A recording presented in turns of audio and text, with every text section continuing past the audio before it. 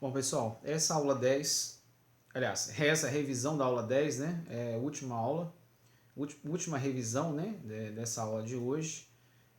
Nessa revisão da aula 10, que foi a aula passada, eu vou corrigir aquelas questões que eu passei para vocês, beleza, pessoal? Então eu vou usar o mesmo material, o slide, eu vou ler as perguntas aqui e corrigir então essas questões aí com vocês, ok?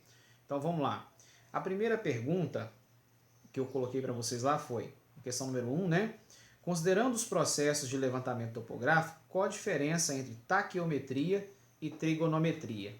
Então, na aula passada, o assunto da aula passada foi exatamente esse, né? Eu comecei com esse assunto, a diferenciando trigonometria e taquiometria na aplicação aí da topografia. Então, eu expliquei para vocês, né, sobre a utilização da trigonometria,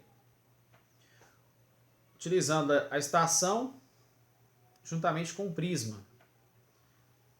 Aí mostrei aqui, né, a questão da estação, o prisma, como instrumentos aí para visualizar e fazer as medições. Então, a trigonometria, nós vamos trabalhar com ângulos, né, horizontais e verticais, e vamos utilizar a estação total, vamos utilizar também o prisma e qualquer outro aparelho que seja possível determinar ângulos e distâncias, formando figuras geométricas, para conseguir então representar aquele levantamento topográfico, representar aquela área, né, através de um levantamento topográfico. Então, como que a trigonometria ela pode ser utilizada na topografia e é utilizada? Através de ângulos, distâncias, ângulos horizontais e verticais, é possível determinar o tamanho da área, representando-as através de figuras geométricas. Então, por exemplo, um triângulo, um retângulo, aí esse triângulo ele pode ser com medidas iguais ou medidas diferentes, e outras figuras geométricas também, como um prisma mesmo, triângulo, retângulo, um quadrado, né? Então são várias figuras geométricas que podem representar a área de um terreno.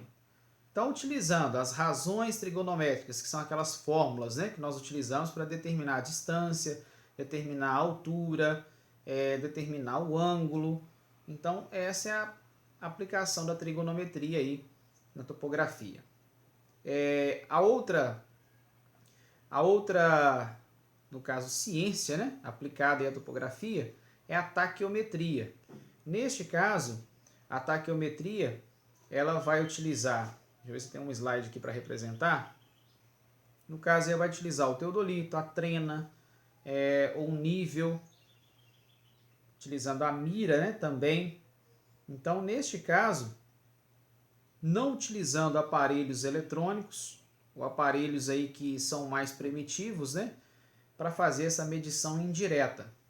Porque a taquiometria é uma forma de você medir rapidamente o local, obter a medida mais rápida ali daquele local. Bom, então, primeira questão aí respondida. Agora a questão de número 2. Como funciona o prisma em topografia? Acho que eu tenho uma imagem aqui. Deixa eu ver. Não, lá atrás, né? Anterior aqui. Como é que funciona o prisma em topografia? O prisma ele tem a função de refletir a imagem. Então, por exemplo, ó, o aparelho emite um feixe de elétrons aí em direção ao prisma e ele vai refletir esta imagem de volta. Vou trocar aqui. Ele vai refletir essa imagem de volta para o aparelho. Então, a volta, essa linha aí em rosa ou em vermelho, ela traz exatamente as informações de localização do prisma. A distância, a altura que ele está. Então, o prisma ele tem a função de refletir as informações que estão naquele ponto. Lá onde, né, esse auxiliar aqui, ó, onde ele está, com o prisma aqui em determinado ponto. Então, o objetivo aqui é refletir as informações desse ponto para o aparelho. Aí o aparelho, então, consegue registrar essas informações. Ok? Então, a função básica dele é refletir as informações daquele ponto ali, do ponto topográfico. Beleza? Vamos lá, para a questão número 3, então. Analisando os vídeos de explicação sobre a mira, descreva como é esse instrumento e cite 2 situações em que ela deve ser utilizada. A mira, a função principal da... O que é a mira? A mira é uma régua, né? Uma régua ou escala que contém ali números. Esses números têm como função determinar medidas, tanto de altura quanto de distância, né? Claro que a gente vai ter que aplicar algumas fórmulas ali para poder descobrir as informações daquele ponto. Ok? Então, voltando aqui na pergunta, ó, descreva como é esse instrumento. Descrever como ele é. Então, é um tipo de régua que possui até 5 metros de altura, com medidas espaçadas entre... Você pode colocar de 10 em 10 milímetros ou de 1 em 1 centímetro. E o objetivo dessas medidas é identificar a distância ou desnível entre pontos. Então essa é a informação aí. E citar 2 situações em que ela é utilizada. Em que situação a mira é utilizada? Ela é utilizada numa situação onde é preciso saber a distância entre pontos ou o desnível entre pontos. A principal utilização da mira é essa. Eu preciso saber, por exemplo, quantos metros tem de A até B. Então, com ela, com a ajuda dela, eu consigo descobrir. Eu preciso saber qual que é o desnível entre A e B. Então, ao fazer a leitura nela, eu consigo saber. Então, ela serve para descobrir a distância horizontal e a distância vertical, ou diferença de nível. Ok? Então, essas são as 2 aplicações aí principais de utilização da mira. E a quarta e última questão, eu pedi para vocês, represente os esquemas utilizados na aula sobre os métodos de levantamento topográfico, conforme abaixo. Então, a primeira são os ângulos de deflexão. Aí eu vou aproveitar esse slide aqui mesmo. Tipos de caminhamento e ângulos de deflexão. Então, só relembrando aí, né, o que são ângulos de deflexão. Neste caso aqui nós temos, olha, um ponto aqui, o outro aqui, ó. Então o aparelho foi instalado aqui, o aparelho foi zerado neste ponto aqui, ó. Foi zerado aqui, e aqui foi marcado um ângulo de 180 graus, né? Porque se eu pegar daqui até aqui, eu vou ter 180 graus. A partir deste alinhamento, se a gente girar esse aparelho dessa linha para cá, ó, esse ângulo aqui, ele é o ângulo de deflexão. Por que ele é um ângulo de deflexão? Porque ele parte desse alinhamento, dessa linha aqui como um todo, e ele vai variar de 0 grau aqui, ó, até 180. Então, por exemplo, ele vai até aqui, ó, eu tenho um valor. Aqui para cá eu tenho outro. Então, na verdade, ele vai variar de 0 a 180. Ele não vai dar uma volta completa. Vai de 0 a 180. São ângulos de deflexão. Então, o esquema que eu pedi para vocês desenharem lá pode ser esse ou esse aqui. Tanto faz. Ok? Bom, letra B.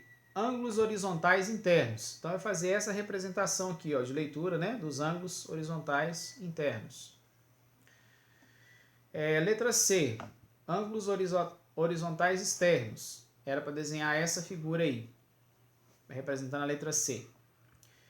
E por último, ângulos horizontais, os azimutes, que é essa figura aqui. Então, para desenhar essa figura aqui representando lá na letra D o azimuth. Ok, pessoal? Então, com isso, nós finalizamos. Então, a última recomendação aí para a prova. Confere essa aula, se for o caso, volta, assiste de novo depois.